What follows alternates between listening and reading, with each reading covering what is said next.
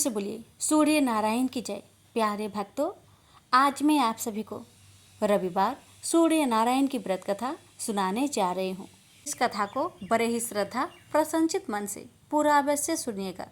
सूर्य नारायण आप सभी की मनोकामना को पूर्ण करे। प्रेम से बोलिए सूर्य नारायण की जय हो। अटपट नगरी का एक गरीब ब्राह्मण लकड़ियों और घास के लिए हर रोज जंगल में जाया करता था। एक दिन उसने वहां वन देवियों को सूरज भगवान की पूजा करते हुए देखा। सूर्य नारायण के आह्वान का उनका अनुष्ठान अनूठा था। ब्राह्मण ने साहस जुटाकर उनसे पूछा कि ये क्या कर रहे हैं आप लोग। तब उन्होंने उत्तर दिया, यह सूर्य नारायण का अनुष्ठान है। ब्राह्मण ने कहा, मुझे भी इसकी विधि बताइए। तब वन देवियों ने कहा, नहीं, यह बहुत शक्तिशाली अनुष्ठान है। यदि हम तुम्हें सिखा देंगे तो संभवतः तुम अहंकारी हो जाओगे और इसे विधि पूर्वक न करोगे। ब्राह्मण ने वचन दिया, नहीं नहीं, मैं ऐसा बिल्कुल नहीं करूंगा। मैं विनम्रता पूर्वक संपूर्ण विधि का भली भांति पालन करूंगा। तब वन देवियों ने कहा, उसे अनुष्ठान की विधि समझाई कि रविवार को चंदन सार से सूर्य नारायण का चित्र बनाकर उसे पुष्प और फल अर्पित करे। उसके बाद 6 महीने तक हर रविवार को वह ऐसा ही करे। फिर उसके अगले 6 महीने गरीबों को दान करे। ब्राह्मण घर गया और रविवार से अनुष्ठान प्रारंभ कर दिया। उसके अनुष्ठान से सूरज भगवान बहुत प्रसन्न हुए। धन धान्य से ब्राह्मण का घर भर गया। उसे बहुत प्रसिद्धि प्राप्त हुई। एक दिन रानी ने उसे बुलवाया। राजमहल में जाते समय भय से उसकी टांगे कांप रही थी। रानी ने उसे बैठने को आसन दिया और सहृदयता से कहने लगी, डरने की कोई बात नहीं है। हमने आपको इसलिए बुलाया है कि हम चाहते हैं आप अपनी बेटियां हमें दे दे। ब्राह्मण सिसकते हुए कहा, मेरी बेटियां बहुत तंगी में बड़ी हुई है। राजवंश में उनके साथ चाकरों के समान आप व्यवहार करेंगी। रानी ने उसे आश्वस्त किया कि नहीं नहीं, ऐसी बात नहीं है, आप चिंता न करें, उनके साथ राजसी व्यवहार किया जाएगा। एक का राजा से विवाह होगा और दूसरी का मंत्री से होगा। ब्राह्मण ने खुशी खुशी रानी का प्रस्ताव स्वीकार कर लिया। शीघ्र ही विवाह हो गए और ब्राह्मण की बिटिया ससुराल चली गई।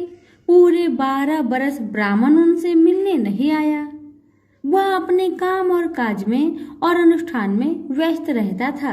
अंततः 12 बरस बाद उसने बेटियों से मिलने की सोची। पहले वह बड़ी बेटी के पास गया। बड़ी बेटी राजा से ब्याही थी। बेटी ने पिता को रत्नजड़ित चौकी पर बिठाया। सुगंधित जल से उनके हाथ पैर धुलवाए और मिठाई परोसी। ब्राह्मण ने कहा, जलपान से पहले तुम मेरी कथा सुनोगी? पर बेटी ने कहा, नहीं बाबा, आज मुझे अवकाश नहीं। महाराज अखेट के लिए प्रस्थान करने वाले हैं। मुझे उनके खाने की व्यवस्था करनी होगी। ब्राह्मण को उसका व्यवहार बहुत अशिष्ट लगा। वह क्रोध होकर वहां से चल पड़ा। ब्राह्मण वहां से छोटी बेटी के पास गया जो कि मंत्री से ब्याही गई थी। बेटी पिता को देखकर बहुत प्रसन्न हुई।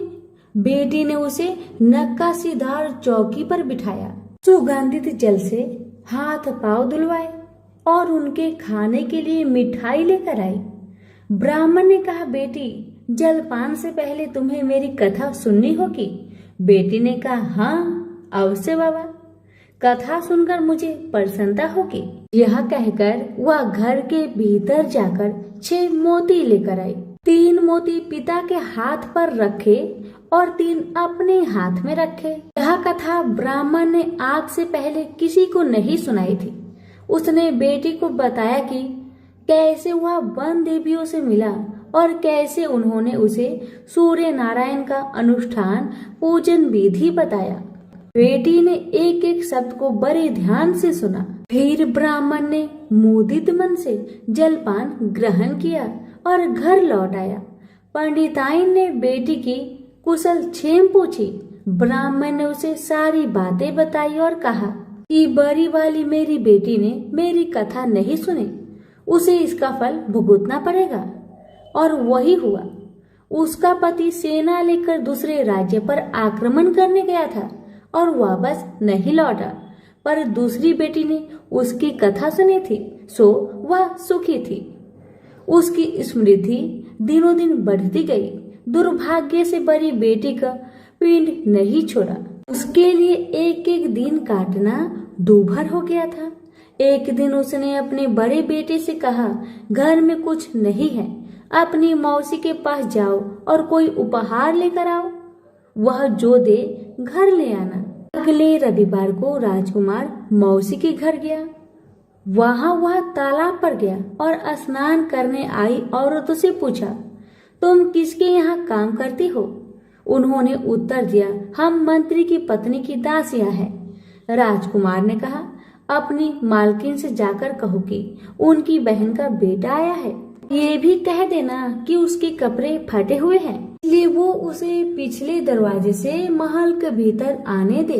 दासियां उसे पिछले दरवाजे से भीतर ले गई। मौसी ने उसके नहाने के लिए सुवासित जल रखवाया, पहनने को नए कपड़े दिए और राजसी भोज करवाया। फिर उसने बेटे को मोहरों से भरा हुआ कद्दू दिया।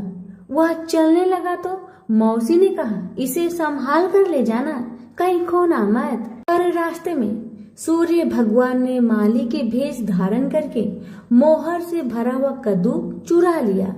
वह घर पहुंचा तो माँ ने उससे पूछा कि मौसी ने तुम्हें क्या दिया? राजकुमार ने खाली हाथ दिखाते हुए कहा, जो भाग्य ने दिया वह कर्म ने छीन लिया, मौसी ने जो दिया वह रास्ते में खो गया। अगले रविवार को रानी ने दूसरे बेटे को भेजा। वह भी शहर के तालाब पर गया और नहाने धोने आई औरतों से पूछा, तुम कहाँ काम करती हो? औरतों ने कहा, हम मंत्री की पत्नी की दासियां हैं। अपनी मालकिन से कहो कि उसकी बहन का बेटा आया है। और उसे भी पिछले दरवाजे से भीतर ले जाया गया। नहाने और नए कपड़े पहनने के बाद राजकुमार ने भोजन किया। वह चलने लगा तो मौसी ने उसे मोहर से भरी हुई खोखली छड़ी दी और बोली, इसे संभाल कर ले जाना, कहीं खोना मत। रास्ते में सूरज भगवान ग्वाले का रूप धरकर आए और उसकी छड़ी चुरा लिए। वह घर पहुंचा तो रानी ने उससे पूछा कि मौसी ने तुम्हें क्या दिया? राजकुमार ने खाली हाथ दिखाकर कहा, जो भाग्य ने दिया वह कर्म ने छीन लिया। तीसरे रविवार को रानी ने तीसरे बेटे को भेजा। वह भी सीधे तालाब पर गया। मौसी ने उसकी भी वैसे ही खातिरदारी की। उसे नहलवाया, कपड़े दिए और खाना खिलाया। चलते समय उसने उसे मोहर से भरा हुआ खोखला नारियल दिया और कहा, इसे संभाल कर ले जाना, खोना मत। रास्ते में राजकुमार कुएं की जगह पर सुस्ताने के लिए रुका। जैसे ही उसने नारियल जगत पर रखा, वह लुढ़क कर कुएं में गिर गया। छपाक। वह घर पहुंचा तो रानी माँ ने पूछा कि वह क्या लाया है? राजकुमार ने जवाब दिया, जो भाग्य ने दिया वह कर्म ने छीन लिया। चौथा राजकुमार गया, तब भी वही हुआ। उसे मोहर से भरा हुआ कुल्हड़ मिला, जिसे सूर्य नारायण चील बनकर झपट ले गए। पांचवें रविवार को रानी खुद गई और जाकर तालाब पर खड़ी हो गई। छोटी बहन उसे खुद लेने के लिए आई और पिछले दरवाजे से घर में ले गई। नहलाने के बाद बताया कि उसकी विपत्ति का कारण यह है कि उसने बाबा की कथा सुनने से मना कर दिया था। फिर उसने दीदी को पूरी कथा सुनाई। रानी ने बहुत ध्यान से कथा सुनी और रविवार व्रत करने तक बहन के पास ही रही। और दोनों बहनें बहुत ही श्रद्धा भक्ति के साथ सूरज भगवान की आराधना करती। रानी का अनुष्ठान पूरा भी नहीं हुआ था कि उसके दिन फिर गए। से समाचार मिला कि वर्षों की युद्ध के बाद उसके पति विजयी होकर अकूट धन लेकर साथ लौट रहे हैं। राजधानी लौटते हुए राजा अपनी साली और बहू से मिलने के लिए वहां रुका।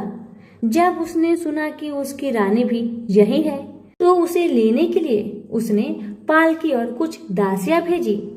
नन्हे भांजे चिल्लाते हुए रानी के पास आए और कहने लगे, मौसी मौसी, तुम्हें लेने के लिए छत्र वाली पालकी आई है, साथ में हाथी घोड़े और सैनिक भी है। सब देखने के लिए बाहर भागे। बरसों की विरह और व्यथा के उपरांत राजा और रानी ने एक दूसरे का हालचाल पूछा। बहनों ने एक दूसरे को मूल्यवान उपहार और रेशमी वस्त्र दिए। अगले दिन राजा और रानी ने अपने राजधानी के लिए प्रस्थान किया। पहले पड़ाव पर जब खाना बन गया तो रानी ने राजा के लिए और अपने लिए थाल परोसे। तभी उसे बहन से सुनी हुई कथा याद आई। उसने नौकरों को आदेश दिया कि वे पास के गांव में जाए और किसी निर्धन को लाए जो भूखा हो। गांव में उन्हें ऐसा कोई नहीं मिला, पर वापस आते समय उन्हें एक भूखा लकड़हारा मिल गया। वे उन्हीं को रानी के पास ले आए। रानी ने 6 मोती निकाले, 3 लकड़हारे को दिए और 3 अपने हाथ में रखे। फिर रानी ने उसे अपने पिता और वन देवियों की कथा सुनाई। लकड़हारे का रोम रोम कान बन गया। कथा सुनते ही उसके गड्ढर की सारी लकड़ियां सोने की हो गई। उसने शपथ ली कि वह पूर्ण विधि विधान से सूर्य नारायण का अनुष्ठान करेगा, बिल्कुल वैसे ही जैसे वन देवियों ने ब्राह्मण को सिखाया था। अगले दिन राजा रानी ने दल बल के साथ फिर पड़ाव डाला। खाना बन गया तो रानी ने राजा के लिए और अपने लिए खाना परोसकर सेवकों को किसी निर्धन और भूखे को लाने का आदेश दिया। आज वे एक किसान को लाए जिसकी फसल मुरझा गई थी और कुआं सूख गया था। रानी ने 6 मोती निकाले, 3 किसान को दिए और 3 अपने हाथ में रखे। फिर उसने उसे अपने पिता और वन देवियों की कथा सुनाई। कथा संपूर्ण होने से पहले ही उसकी फसल फिर से हरी भरी हो गई और सूखे कुएं में पानी भर आया। वापस जाते समय उल्सित किसान ने शपथ ली कि वह संपूर्ण विधि विधान के साथ सूर्य नारायण का अनुष्ठान करेगा, जैसा कि वन देवियों ने ब्राह्मण को सिखाया था। तीसरे पड़ाव पर रानी ने एक बुढ़िया को सूरज भगवान की कथा सुनाई। बुढ़िया का बेटा जंगल में खो गया था, दूसरा तालाब में डूब गया था और तीसरा सांप काटने पर मर गया था।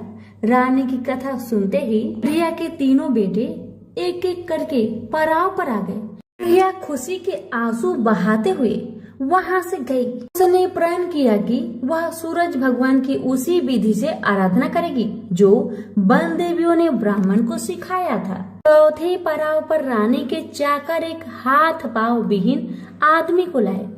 उसकी आंखें इतनी कमजोर थी कि उसे मुश्किल से ही कुछ दिखता था। यहाँ तक कि उसका कोई नाम भी नहीं था। लोग उसे लोथ कहते थे। चाकरों ने उसे जब देखा तब वह मुंह के बल पड़ा था। वे उसे उठाकर पड़ाव पर ले आए। रानी ने उसे नहलवाया और नए कपड़े पहनने को दिए। फिर उसने 6 मोती निकाले, 3 लोथ के पेट पर रखे और 3 अपने हाथ में रखे। फिर उसने उसे अपने पिता और वन देवियों की कथा सुनाई। अपाहिज आदमी ने पूरा श्रद्धा से कथा को सुना। कथा सुनते ही उसके हाथ पैर निकल आए और इसके आंखों की ज्योत भी लौट आई। वो भी जाते समय अति प्रसन्न होकर गया। उसने शपथ लिया कि वह सूर्य नारायण की विधि पूर्वक आराधना करेगा, जैसे कि वन देवियों ने ब्राह्मण को बताया था। अगले दिन राजा और रानी अपनी राजधानी पहुंच गए। वे महल में भोजन करने के लिए बैठे तो सूरज भगवान स्वयं प्रकट हुए और उनके साथ भोजन करने की मनसा दर्शाई। राजन ने महल के सारे दरवाजे खुलवा दिए और अनेकानेक उत्कृष्ट व्यंजन बनाने का आदेश दिया। प्रत्येक पकवान को 6 अलग अलग खुशबुओं के साथ परोसा गया। सूर्य नारायण और राजा खाने के लिए बैठे। सूर्य नारायण को पहले कौर में ही एक लंबा वाल दिखा। वह क्रोधित होकर चिल्लाए, यह किस अधम स्त्री का वाल है। रानी भय से पीली पड़ गई। उसे याद आया कि अपनी विपत्ति के 12 वर्षों में वह उल्टे के नीचे बैठकर कंघी किया करती थी। संभवतः वह उसी का बाल है। वह सूरज भगवान के पैरों में गिर पड़ी, पर सूरज भगवान ने उसे माफ नहीं किया। अंततः रानी ने मोटी मोटी कंबल ओढ़ी, उल्टी में से एक एक लकड़ी निकाली और उस लकड़ी और बाल को शहर के बाहर ले जाकर अपने बाएं कंधे के ऊपर से फेंका। तब कहीं सूर्य नारायण का क्रोध शांत हुआ और उन्होंने भोजन ग्रहण किया। ब्राह्मण, राजा, रानी, उनके बच्चे, मंत्री की पत्नी, लकड़हारा, किसान, बुढ़िया और वह आदमी जिसे लोथ कहा जाता था, सभी को सूर्य नारायण की अनुकंपा से लंबी आयु मिली। जब तक वो जिए सुख से जिए। तो सभी प्रेम से बोलिए सूर्य नारायण की जय। ऋषि विश्वामित्र ने इस प्रकार कथा सुनाना आरंभ किया। पर्वतराज हिमालय की अत्यंत रूपवती, लावण्यमयी एवं सर्वगुण संपन्न 2 कन्याएं थी। सेमरू पर्वत की पुत्री मैना इन कन्याओं की माता थी। हिमालय की बड़ी पुत्री का नाम गंगा तथा छोटी पुत्री का नाम उमा था। गंगा अत्यंत प्रभावशाली और असाधारण देवी गुणों से संपन्न थी। वह किसी बंधन को स्वीकार न कर मनमाने मार्गों का अनुसरण करती थी। उसकी इस असाधारण प्रतिभा से प्रभावित होकर देवता लोग विश्व के कल्याण की दृष्टि से उसे हिमालय से मांगकर ले गए। पर्वतराज की दूसरी कन्या उमा बड़ी तपस्विनी थी। उसने कठोर एवं असाधारण तपस्या करके महादेव जी को वर के रूप में प्राप्त किया। विश्वामित्र के इतना कहने पर राम ने कहा, हे भगवान, जब गंगा को देवता लोग सुरलोक ले गए तो वह पृथ्वी पर कैसे अवतरित हुई और गंगा को त्रिपथ गंगा क्यों कहते हैं? इस पर ऋषि विश्वामित्र ने बताया, महादेव जी का विवाह तो उमा के साथ हो गया था, किंतु 100 वर्ष तक भी उनके किसी संतान की उत्पत्ति नहीं हुई। एक बार महादेव जी के मन में संताप उत्पन्न करने का विचार आया। जब उनके इस विचार की सूचना ब्रह्मा जी सहित देवताओं को मिली तो वे विचार करने लगे कि शिव जी के संतान के तेज को कौन संभाल सकेगा। उन्होंने अपनी इस शंका को शिव जी के सम्मुख प्रस्तुत किया। उनके कहने पर अग्नि ने यह भार ग्रहण किया और परिमाण स्वरूप अग्नि के समान महान तेजस्वी स्वामी कार्तिकेय का जन्म हुआ। देवताओं के इस षड्यंत्र से उमा के संतान होने में बाधा पड़ी तो उन्होंने क्रोध होकर देवताओं को श्राप दिया कि भविष्य में वे कभी पिता नहीं बन सकेंगे। इस बीच सुरलोक में विचरण करती हुई गंगा से उमा की भेंट हुई। गंगा ने उमा से कहा कि मुझे सुरलोक में विचरण करते हुए बहुत दिन हो गए हैं।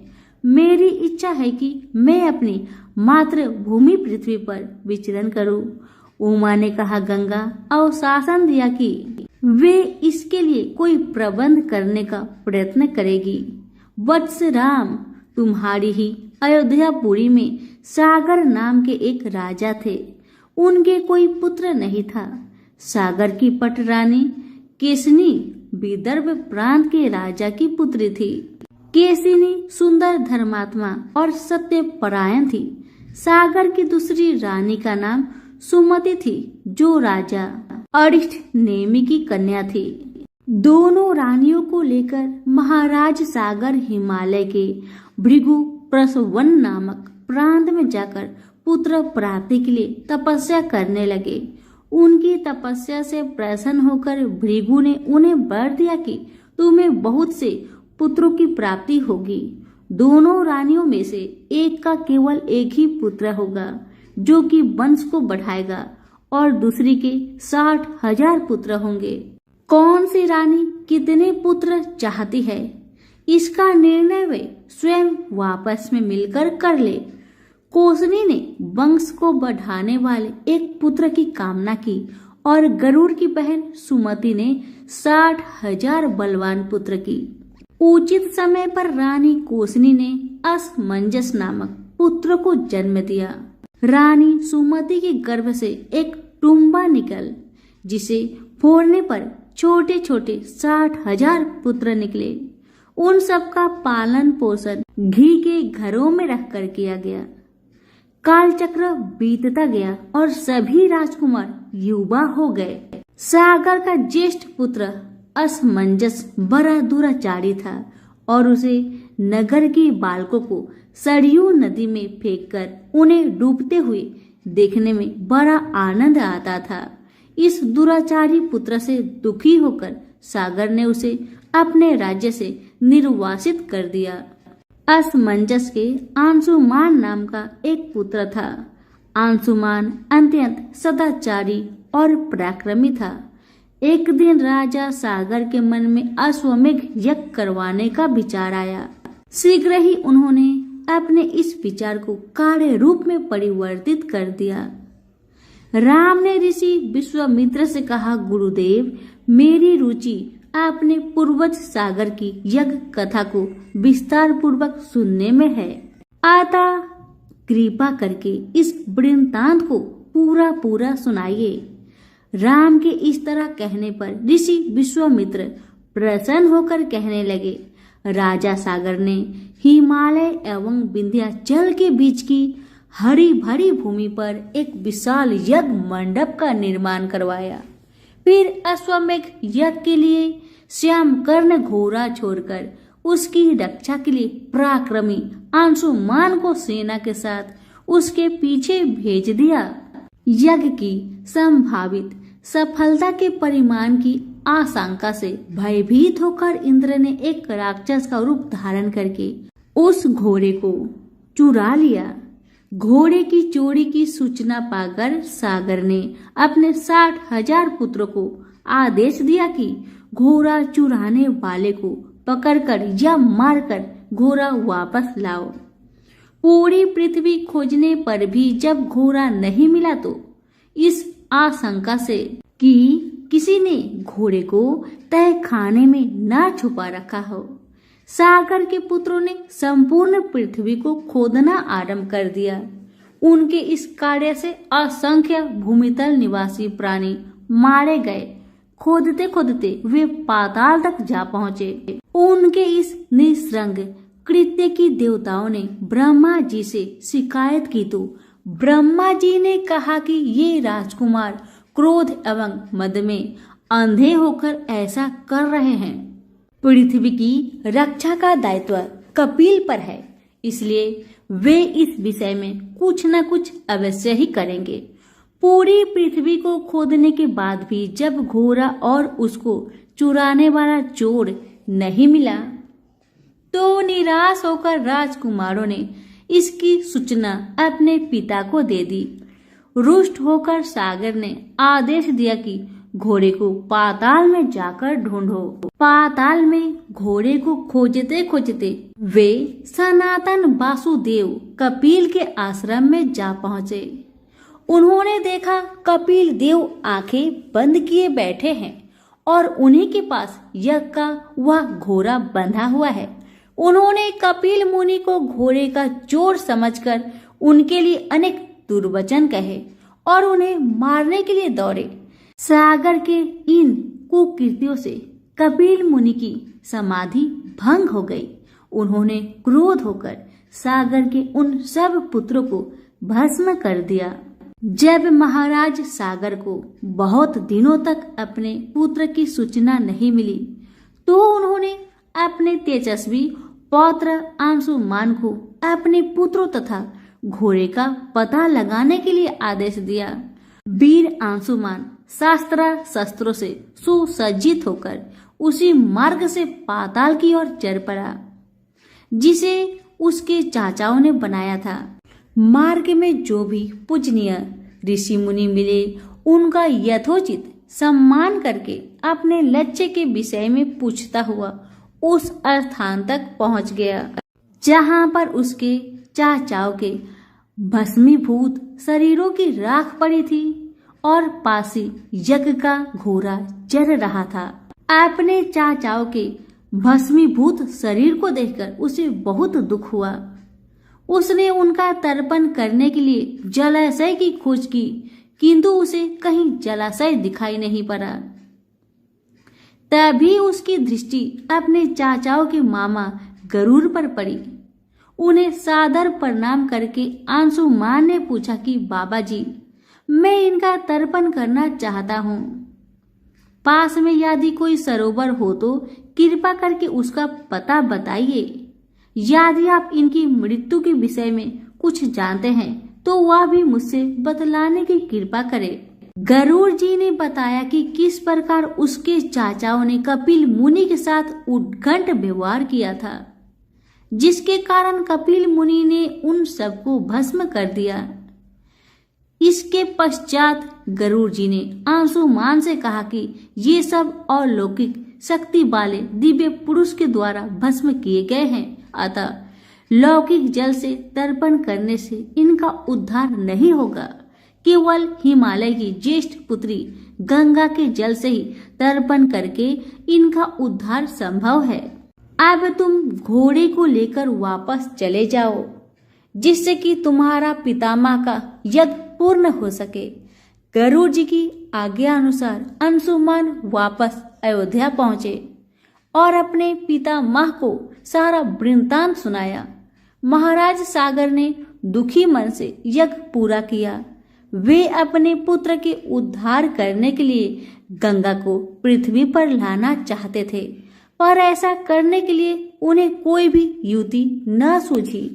थोड़ा रुककर विश्वामित्र ने कहा, महाराज, सागर के देहांत के पश्चात अंशुमान बड़ी न्यायप्रियता के साथ शासन करने लगा। अंशुमान के परम प्रतापी पुत्र दिलीप हुए। दिलीप की व्यवसाय हो जाने पर अंशुमान दिलीप को राज्य का भार सौंपकर हिमालय की कंदराओं में जाकर गंगा को प्रसन्न करने के लिए तपस्या करने लगे, किंतु उन्हें सफलता प्राप्त नहीं हो पाई। उनका स्वर्गवास हो गया। इधर जब राजा दिलीप का धर्मनिष्ठ पुत्र भगीरथ बड़ा हुआ तो उसे राज्य का भार सौंपकर दिलीप भी गंगा को पृथ्वी पर लाने के लिए तपस्या करने चले गए, पर उन्हें भी मनोवांछित फल नहीं मिला। भगीरथ बड़े प्रजावत्सल नरेश थे, किंतु उनकी कोई संतान नहीं हुई। इस पर वे अपने राज्य का भार मंत्रियों को सौंपकर स्वयं गंगावतरण के लिए गोकर्ण नामक तीर्थ पर जाकर कठोर तपस्या करने लगे। उनकी अभिभूत पूर्व तपस्या से प्रसन्न होकर ब्रह्मा जी ने उन्हें वर मांगने के लिए कहा। भगीरथ ने ब्रह्मा जी से कहा कि हे प्रभु, यदि आप मुझ पर प्रसन्न है तो मुझे यह वर दीजिए कि सागर के पुत्र को मेरे प्रयत्नों से गंगा का जल प्राप्त हो, जिससे उनका उद्धार हो सके। इसके अतिरिक्त मुझे संतान प्राप्ति का भी वर दीजिए, ताकि इक्ष्वाकु वंश नष्ट न हो। ब्रह्मा जी ने कहा कि संतान का तेरा मनोरथ शीघ्र ही पूर्ण होगा, किंतु तुम्हारे माथे गए प्रथम वरदान को देने में कठिनाई यह है कि जब गंगा जी वेग के साथ पृथ्वी पर अवतरित होगी तो उनके वेग को पृथ्वी संभाल नहीं सकेगी। गंगा जी की वेग को संभालने की क्षमता महादेव जी की अतिरिक्त किसी में भी नहीं है, इसलिए तुम्हें महादेव जी को प्रसन्न करना होगा। इतना कहकर ब्रह्मा जी अपने लोक को चले गए। भगीरथ ने साहस नहीं छोड़ा। वे 1 वर्ष तक पैर के अंगूठे के सहारे खड़े होकर महादेव जी की तपस्या करते रहे। केवल वायु के अतिरिक्त उन्होंने किसी अन्य वस्तु का भक्षण नहीं किया। अंत में इस महान भक्ति से प्रसन्न होकर महादेव जी ने भगीरथ को दर्शन देकर कहा, हे भक्त श्रेष्ठ, हम तेरी मनोकामना पूरी करने के लिए गंगा जी को अपने मस्तक पर धारण करेंगे। इसकी सूचना पाकर बेबस होकर गंगा जी को सूर्यलोक का परित्याग करना पड़ा। उस समय वे सूर्यलोक से कहीं जाना नहीं चाहती थी, इसलिए वे यह विचार करके कि मैं अपने प्रचंड वेग से शिव जी को बहाकर पाताल लोक ले जाऊंगी, वे भयानक वेग से शिव जी के सिर पर अवतरित हुई। गंगा के इस वेगपूर्ण अवतरण से उनका अहंकार शिव से छुपा नहीं रहा। महादेव जी ने गंगा की वेग गति धाराओं को अपने जटाजूट में उलझा लिया। गंगा जी अपने समस्त प्रयत्नों के बाद भी महादेव जी के जटाओं से बाहर न निकल सकी। गंगा जी को इस प्रकार शिव जी की जटाओं में विलीन होते देख भगीरथ ने फिर शंकर जी की तपस्या की। भगीरथ के इस तपस्या से प्रसन्न होकर भगवान शंकर ने गंगा जी को हिमालय पर्वत पर स्थित बिंदुसर में छोड़ा। छूटते ही गंगा जी 7 धाराओं में बट गई। गंगा जी की 3 धाराएं दाहिनी, पावनी और नलिनी पूर्व की ओर प्रवाहित हुई। सुचक्षु, सीता और सिंधु नाम की 3 धाराएं पश्चिम की ओर बही और 7वीं धारा महाराज भगीरथ के पीछे पीछे चली। जिधर जिधर भगीरथ जाते थे उधर उधर ही गंगा जी जाती थी। स्थान स्थान पर देव, यक्ष, किन्नर, ऋषि मुनि आदि उनके स्वागत के लिए एकत्रित हो रहे थे। जो भी उस जल का स्पर्श करता था भव बाधाओं से मुक्त हो जाता था।